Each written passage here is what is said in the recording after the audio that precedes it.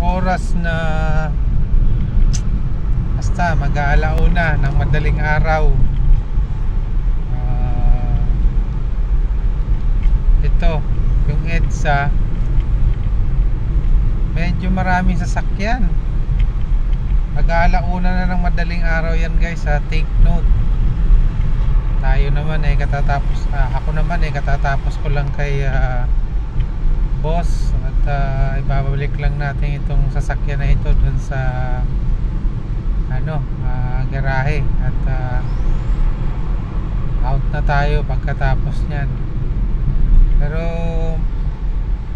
tataka ako, alauna ng madaling araw, linggo na ngayon, linggo na,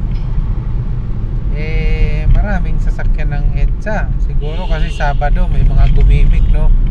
Pero dati guys, pagka alauna, usually mga alas 10, kukunti na lang ang sasakyan.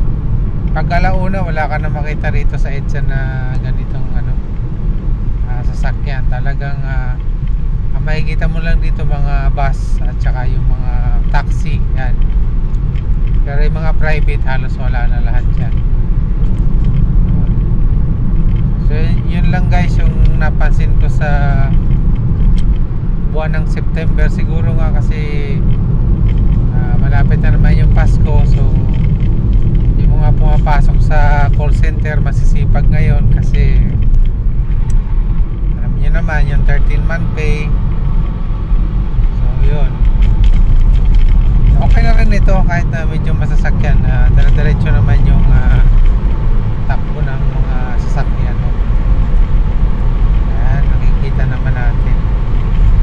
Tataka lang ako, talagang medyo madami-dami sa araw na ito. September 24 na, 24 ngayon, 2023. Dito tayo sa ilalim ng tunnel ng Ayala papuntang Mantreat kasi ang ating garahe is nasa Pasay.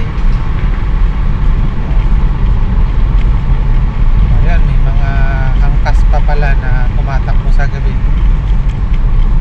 So yun lang guys yung aking update sa ngayong gabi na mag-uumaga na. At ako rin naman sa linggo bukas wala akong pasok, kaya ingat-ingat tayong lahat. Maraming salamat sa inyo guys sa panonood palagi ng aking mga vlog. Yun lang, magandang gabi kahit na kayo ay tulog na. Bye!